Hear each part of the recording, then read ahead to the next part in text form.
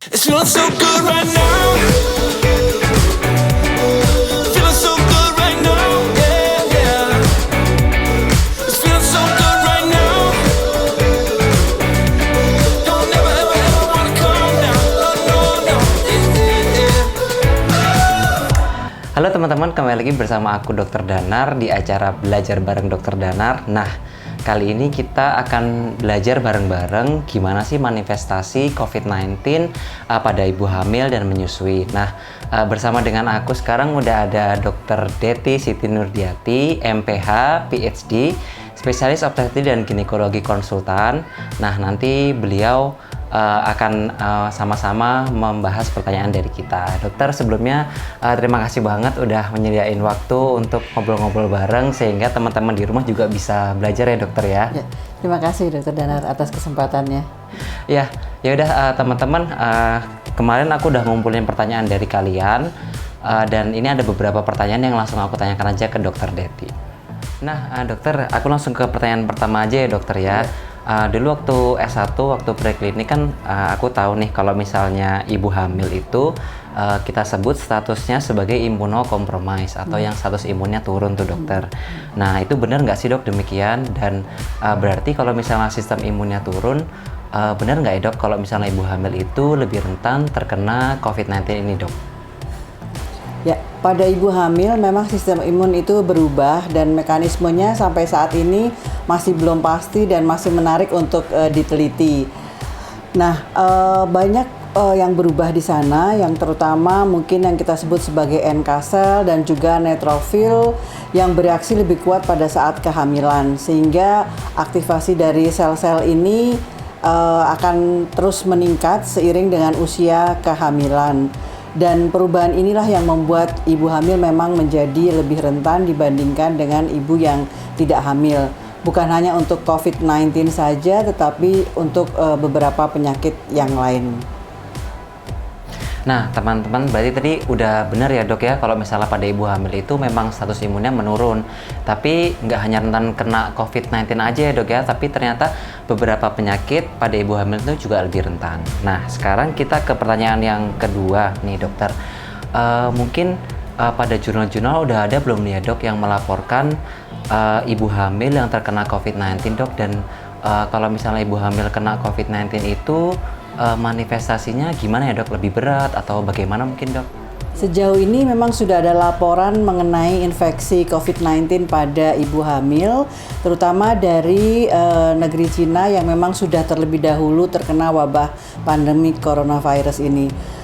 Namun dari laporan yang ada, tidak tampak bahwa ibu hamil lebih parah atau lebih rentan dibandingkan dengan populasi lainnya.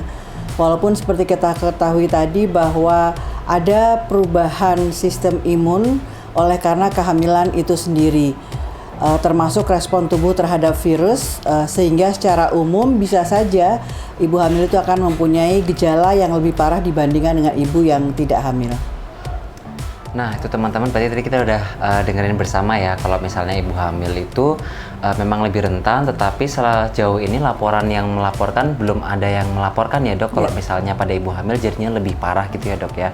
Nah, kalau dengan tanda dan gejalanya dokter, kan sebagaimana kita udah tahu tanda umum dari COVID-19 ini kan ada batuk, demam, sama sesak nafas nih dokter. Kalau misalnya pada ibu hamil ada tanda-tanda lainnya nggak ya dok?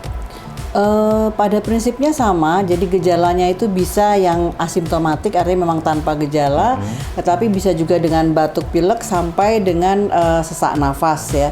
Dan seperti kita ketahui bahwa imunitas ibu hamil itu akan memberat seiring dengan umur kehamilan. Memang pada laporan-laporan infeksi sejenis coronavirus sebelumnya yaitu SARS dan MERS yaitu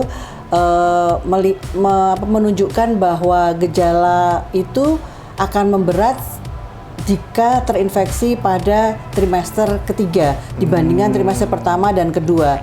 Sedangkan laporan-laporan kasus yang ada saat ini itu belum ada yang melaporkan perbandingan bila ibu terinfeksi di trimester pertama dan trimester ketiga. Cuman kita semua sedang belajar ya Mas Danar ya, karena semua laporan penelitian-penelitian ini masih berdasarkan case report. Oke. Ya. Berarti untuk precaution aja ya dok, kalau misalnya ibu hamil yang usia kehamilan udah lebih tua, kita sarankan untuk lebih hati-hati lagi ya dok ya, berdasarkan laporan sebelumnya. Tapi memang teman-teman karena ini masih penyakit baru ya, otomatis kita masih dalam proses mencari tahu ya dok ya. Jadi nanti kalau misalnya ada update dari COVID-19 pada ibu hamil ini pasti kita kabarin. Nah, aku lanjutin ke pertanyaan berikutnya ya dokter ya. Nah, jadi kalau misalnya pada ibu hamil kan ini kita nggak hanya ngomongin ibunya aja, tapi ada ibu, ada janinnya dok. Nah, yang kita takut pada beberapa penyakit yang sebelumnya, ternyata kalau misalnya suatu penyakit itu bisa ditransmisikan dari ibu ke janinnya. Nah, bagaimana dengan COVID-19 ini ya dok? Apakah sudah ada laporan sebelumnya untuk transmisinya? Ya, jadi sepanjang yang saya tahu, evidence-nya itu belum ada. Ya, jadi belum ada bukti yang menunjukkan bahwa ada transmisi dari ibu ke janin. Ya. Hanya saja mungkin yang perlu kita ketahui bersama bahwa ada laporan dari 2 kasus ini Mas Danar ya, yang mengatakan bahwa ditemukan IgM SARS-CoV-2 ini pada serum bayi baru lahir. Dan kita tahu bahwa IgM ini sebenarnya tidak bisa melalui plasenta, sehingga diperkirakan ini merupakan suatu respon dari infeksi pada janin selama dalam rahim ibu. Artikel yang terbaru di Cina itu menyebutkan bahwa tidak ada bukti mengenai infeksi di dalam rahim dan tidak ditemukan virus pada cairan ketuban, darah tali pusat. Kemudian dari hasil swab tenggorokan bayi baru lahir maupun swab dari plasenta, cairan genital pada bayi itu juga tidak terbukti ada infeksi atau ada virus di sana. Jadi untuk ibu hamil yang mempunyai gejala-gejala yang mengarah kepada infeksi COVID-19 ini memang harus dilakukan pengecekan secara baik agar bisa terkonfirmasi apakah ibu hamil terinfeksi COVID-19 atau tidak. Dan biasanya gejala-gejala ini seperti halnya gejala pada orang yang tidak hamil, yaitu bukti klinis seperti batuk, pilek, dan disertai dengan demam, mungkin ada sakit tenggorokan ya, dan adanya close contact dengan orang-orang yang sudah terinfeksi atau baru pulang dari daerah-daerah yang memang endemik COVID-19 ini, kita sarankan untuk melakukan screening terlebih dahulu. Nah, kenapa harus dilakukan screening? Karena ini penting untuk kita memantau kondisi janin. Walaupun secara evidence atau bukti ilmiah itu belum ada bukti yang menunjukkan adanya efek terhadap janin.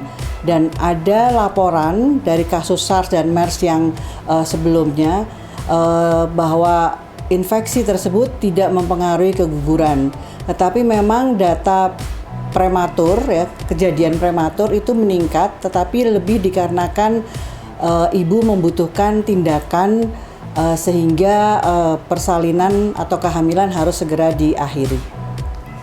Nah, tadi kita udah dengerin penjelasan yang mendetail dari Dr. Teti. Nah, sekarang kita ke pertanyaan selanjutnya ya dok ya.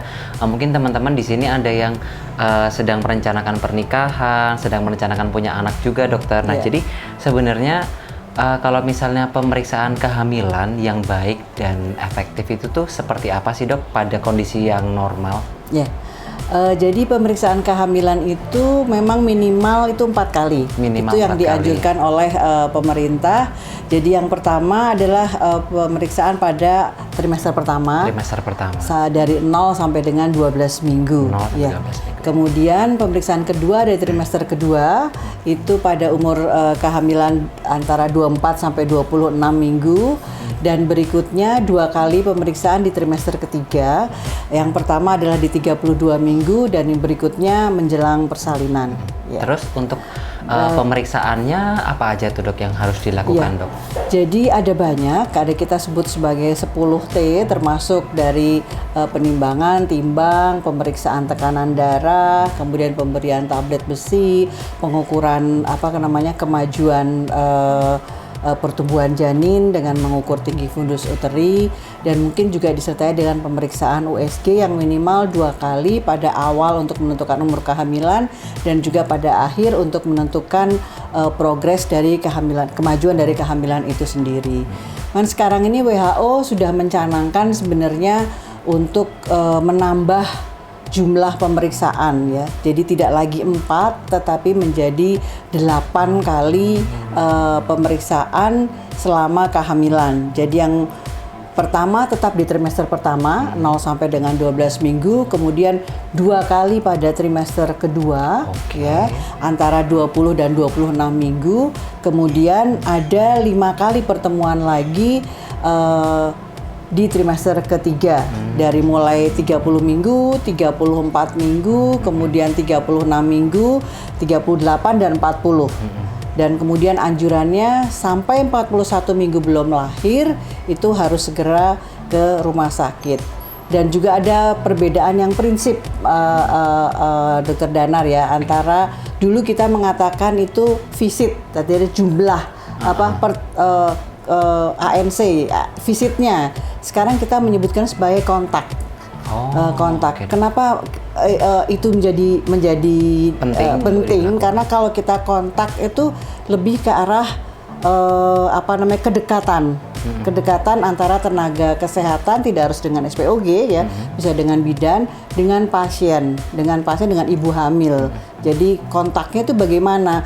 Jadi komunikasi harus baik sehingga kalau ada sesuatu itu bisa ditemukan dengan lebih dini, karena kita tahu angka kematian ibu masih sangat tinggi ini.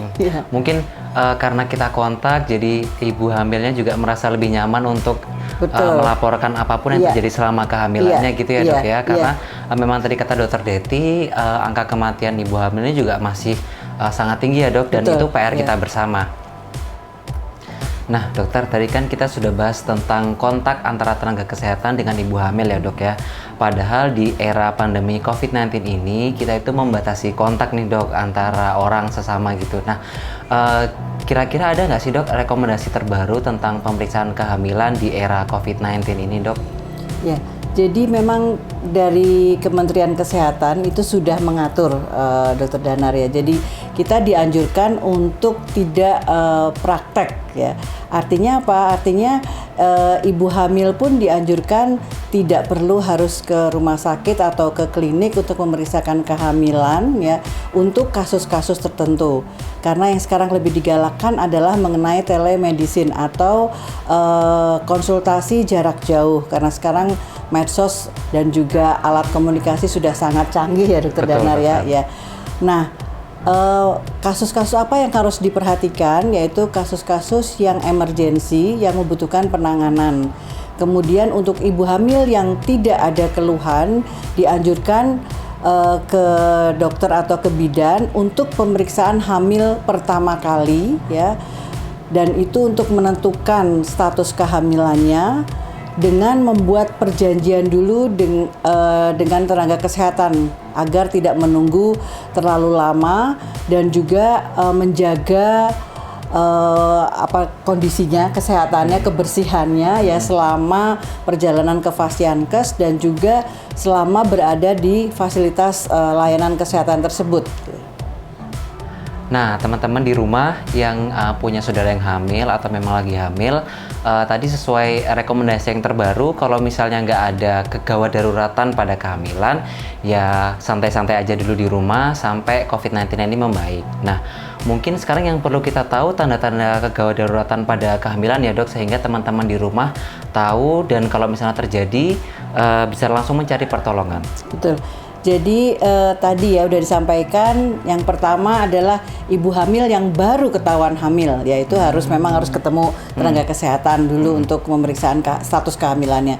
Yang kedua, ibu hamil harus memeriksakan dirinya sendiri dan mengenai kondisi kesehatannya sendiri. Jadi harus ngeh ya, kalau ada perubahan-perubahan, ada keluhan-keluhan itu harus segera kontak dengan tenaga kesehatan, dan juga lebih aware terhadap kondisi janinnya dengan merasakan gerakannya. Ya, kalau gerakannya terasa berkurang, itu juga harus segera ke rumah sakit ya atau ke klinik bersalin atau kemanapun yang dimana dia biasa periksa untuk mengetahui apakah ada tanda-tanda bahaya dari kehamilan itu sendiri. Jadi penting juga ya dok ya untuk ibu hamil melakukan pengamatan mandiri gitu ya dok terhadap Betul, biasanya ini gerakan janin itu seberapa sih gitu ya. Terus kalau misalnya berkurang ya berarti itu salah satu tanda-tandanya juga ya dok ya, harus betul. periksa ke tenaga kesehatan. Terus minimal sih gerakan janin itu dalam 24 jam minimal 10 kali selama ibu itu terjaga tidak tidur dan juga dalam 2 jam harus bergerak minimal 1 kali. Nah tuh teman langsung dicatat ya teman-teman ya. Tadi kita udah bahas ya dokter kalau misalnya pada era COVID-19 ini memang pemeriksaan kehamilan sebisa mungkin kita jarangkan ya dok ya. Betul. Tapi berarti di sini teman-teman juga harus paham ya dok ya tanda-tanda kegawat daruratan pada kehamilan ya dok ya. Nah tanda-tanda kegawat daruratan pada kehamilan itu apa aja ya dok ya? Jadi secara umum ibu hamil itu sebenarnya ibu sehat, tetapi banyak keluhan. Oke.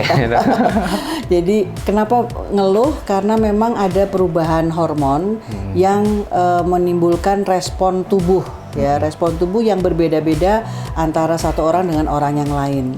Pada trimester pertama, keluhan yang paling banyak adalah mual muntah ya. Mual muntah oleh karena memang adanya hormon yang gunanya untuk mempertahankan kehamilan. Nah, mual muntah yang menyebabkan sampai dengan dehidrasi oleh karena tidak ada makanan minuman yang bisa masuk, itu memang harus ditangani dengan lebih baik. Jadi kalau ada mual muntah, tidak mau makan, itu harus segera ke rumah sakit. Kemudian tanda bahaya yang lain di awal kehamilan ini adalah perdarahan ya. Karena sejatinya perdarahan itu tidak boleh terjadi selama kehamilan, Dokter Danar. Ya. Kalau perdarahan itu hanya boleh terjadi saat persalinan sore darah. Ya, jadi pada awal kehamilan itu adalah merupakan suatu ancaman keguguran sehingga harus segera juga ditangani ya. Selain itu keluhan yang paling banyak di trimester pertama adalah keputihan. Nah, keputihan sebenarnya itu normal oleh karena respon terhadap hormon, tetapi kalau berlebihan berubah warnanya menjadi kehijauan, berbau, gatal, dan ada nyeri di vagina, itu juga suatu tanda yang perlu kita waspadai. Dan kemudian ada yang sering juga adalah sakit pada saat kencing ya, entah itu anyang-anyangan atau mungkin terasa panas dan nyeri ya pada saat berkemih.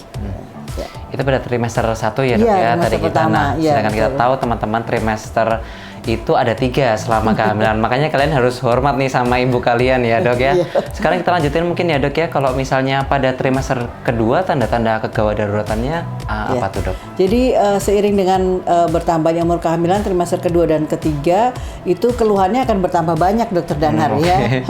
Kadangkala juga ya seperti infeksi pada umumnya sih, ada batuk pilek juga bisa, ada yang sepanjang kehamilan itu dengan batuk pilek. Nah kalau batuknya itu berlebihan sampai membuat rahim kontraksi juga itu harus kita waspadai ya, karena sekarang ada yang kita sebut sebagai emerging disease ya, TB. TB pada ibu hamil juga meningkat karena tadi imunitas berkurang sehingga angka TB pada ibu hamil sekarang ini juga saya tidak tahu ini fenomena apa gitu ya, sehingga kita sekarang kena banyak penyakit ini ya, harus hati-hati. Jantung yang berdebar-debar ya, kemudian nyeri dada itu juga harus diwaspadai, kemudian adanya yang kita sebut sebagai gejala penyakit preeklamsia pada ibu hamil yang biasanya kalau ada pemeriksaan tensi di rumah, tekanan darah itu bagus ya, tapi tidak semua ibu hamil punya ya. Jadi ada tanda-tanda yang harus kita waspadai, yaitu sakit kepala yang hebat, nyeri ulu hati ya, kemudian bisa disertai dengan bengkak pada tangan, pada kaki, pada muka ya, atau juga dengan kejang ya, mata kabur. Nah, itu merupakan tanda-tanda yang sangat gawat gitu ya, jadi perlu penanganan segera. Kemudian gerakan janin yang berkurang tadi kita sudah bicarakan juga, dan kemungkinan adanya perdarahan. Nah, Nah, perdarahan pada trimester kedua dan akhir trimester kedua atau awal trimester ketiga itu berbeda dengan trimester pertama. Oke. Ya, kalau trimester pertama itu ancaman keguguran. Tapi kalau udah trimester yang berikutnya itu kita curiga mengenai letak plasenta, ya, yang oke bisa sampai dengan perdarahan hebat yang mengancam jiwa ibu maupun janinnya. Dan ari-ari itu ya dok ya? Iya betul. Nah ari-ari. jadi mungkin teman-teman yang belum tahu ari-ari itu yang menghubungkan antara ibu dengan janin ya Betul, dok ya. iya, Jadi kalau iya. misalnya ari-arinya bermasalah, suplai oksigen, suplai nutrisi dari ibu ke janinnya bisa jadi terganggu juga ya dok ya. Iya. Dan yang tidak kalah penting adalah keluarnya air ketuban dokter Danar. Iya, jadi pada trimester kedua ketiga itu bisa terjadi oleh karena infeksi yang berulang ya dari entah itu infeksi saluran kencing ataupun saluran genital atau keputihan yang berulang tadi itu bisa menyebabkan pecahnya selaput ketuban sehingga air ketuban mengalir. Nah, aku jadi belajar banget nih ya, kayak dulu waktu materi-materi yang pernah kuliah tadi, muntah yang berlebihan itu kita sebutnya hiperemesis gravidarum Iya, ya dok betul, ya. iya. Terus habis itu ketuban yang pecah itu ketuban pecah di Wah, jadi nostalgia nih dok ya, zaman-zaman dulu dok. Nah, sekarang kita tadi periksa kehamilannya udah dok, nah kita sampai waktunya di persalinan nih dok. Nah, kalau misalnya pada COVID-19 ini, era pandemi gini, bagaimana ya dok rekomendasi mungkin dari dokter SPOG terkait persalinan yang aman selama pandemi ini dok?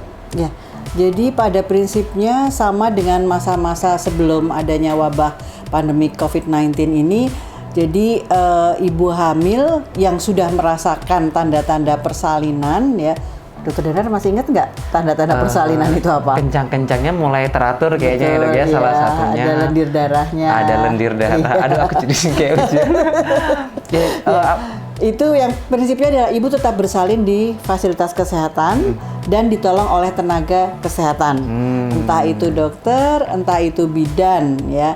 Dan kemudian bila ibu memang terkonfirmasi sebagai penderita COVID-19, nanti ada tata laksana yang khusus persalinannya, yaitu tempat persalinannya. Kalau prosesnya pasti sama ya, tetapi tempat persalinan dan juga tenaga kesehatannya itu akan menggunakan APD yang lebih ya, APD level 3 biasanya kita menggunakannya. Kemudian pelayanan KB pasca persalinan itu juga masih berjalan sesuai dengan prosedur yang telah ditetapkan sebelumnya. Jadi tidak ada tip khusus sebenarnya ya. Jadi yang penting oleh tenaga kesehatan dan di fasilitas kesehatan. Justru mungkin yang perlu kita minta dari masyarakat jujur ya dok ya, sama tenaga kesehatan. Betul, ya dok ya. Jadi persalinannya juga bisa dipersiapkan sebaik mungkin ya dok ya. Betul, ya. Jadi memang saat ini adalah slogan kita kan, kita harus saling melindungi. Betul. Ya, Anda melindungi kami melindungi Anda, gitu ya. Jadi setiap kali ada keluhan, terutama yang berhubungan dengan COVID-19, entah itu demam, kemudian batuk, pilek, ada sesak nafas, atau habis bepergian atau kedatangan tamu dari daerah-daerah yang endemik, ya, itu harus segera dilaporkan. Ya. Setelah adik bayinya lahir nih dok, nah ini masih ada kewajiban seorang ibu nih menyusui anaknya dengan ASI eksklusif ya dok ya. Betul. Gimana sih dok kalau misalnya menyusui pada era COVID ini, kan kita tahu berarti anaknya harus langsung menempel pada ibunya ya dok ya. Mungkin ada tips-tips khusus dok terkait menyusui pada era pandemi seperti ini dok? Ya, jadi ini sama ya, karena kita sama dalam proses belajar, evidence-nya baru berdasarkan case-case report yang ada. Mungkin apa yang kita sampaikan sekarang atau diskusikan sekarang bisa berubah ya di beberapa hari kemudian ya. Jadi publikasi dari Cina itu memang lebih banyak menganjurkan untuk rawat terpisah. Jadi tidak ada rawat gabung lagi antara ibu dengan bayi ya. Tetapi ada juga pendapat yang mengatakan bahwa jika dipisah, bayi itu akan kemungkinan terinfeksi COVID-19 juga masih ada, ditambah dengan infeksi-infeksi lain yang sebenarnya bisa dicegah dengan pemberian ASI itu sendiri. Sehingga beberapa negara masih menganjurkan untuk tetap rawat gabung dan risiko penularannya bukan dari ASI-nya, tetapi dari close contact-nya. Close contact antara ibu dengan janinnya, sehingga yang kita atur adalah bagaimana cara menyusuinya yang betul. Ya, pertama adalah menggunakan masker. Karena kan kita tahu persis bahwa penularannya adalah melalui droplet. Ya. Yang kedua adalah selalu mencuci tangan, ya, sebelum dan sesudah menyentuh bayi. Betul. Dan tetap harus menggunakan teman atau keluarga untuk membantu merawat bayinya, karena ibunya mungkin butuh suatu saat kan juga butuh untuk merawat dirinya juga, ya, itu mungkin yang dianjurkan seperti itu. Oh, iya. Jadi mungkin karena evidence-nya baru case report, kita melihat penanganannya juga case by case juga ya, Dok, Betul, tergantung dengan fasilitas yang ada di setempat. Nah, tadi udah pertanyaan terakhir nih, Dok. Sekarang kita mau tahu pesan-pesan dari Dokter Deti nih terkait dengan teman-teman yang sedang merencanakan kehamilan atau mungkin sedang hamil di masa pandemi ini, Dok. Jadi pada prinsipnya sama dengan nasihat-nasihat yang sudah ada, Dokter Danar, ya, bagaimana kita mencegah agar tidak terinfeksi coronavirus ini. Yang pertama, kita harus menjaga kesehatan dengan mengkonsumsi makanan bergizi yang seimbang, kemudian aktivitas fisik ringan, ya, bisa yoga, bisa senam hamil, ya. Kemudian tetap minum tablet besi dan juga mungkin ditambah dengan vitamin-vitamin yang bersifat untuk menjaga stamina, menjaga imunitas tubuh. Kemudian jaga kebersihan diri dan lingkungan, ya. Bersihkan dan jika perlu kita lakukan desinfeksi secara rutin pada permukaan-permukaan benda yang sering disentuh, termasuk handphonenya tadi, handphone Dokter Danar yang berbunyi. Ya, hindari jabatan tangan, cipika-cipiki, cium tangan, sentuh muka. Nah, ini paling sulit ini, Dokter Danar. Menyentuh muka sendiri tuh kadang-kadang suatu kebiasaan kita, ya, pada saat kita berbicara atau belajar, bekerja itu kita sering menyentuh muka, ya. Pertemuan dan kegiatan sosial kita sudah tahu harus segera dihindari, social distancing dan juga physical distancing. Keluar rumah itu jika perlu, bahkan tadi sudah kita sampaikan, ibu hamil pun yang utama adalah lakukan kontak pada nakes, berkonsultasi apakah perlu ke rumah sakit atau tidak. Jadi tugasnya yang utama adalah cari nomor telepon nakes. Biar bisa berkonsultasi setiap hari. Betul banget, Dok. Nah, itu teman-teman, tadi kita sudah dengarkan jawaban-jawaban yang luar biasa dari Dokter Deti.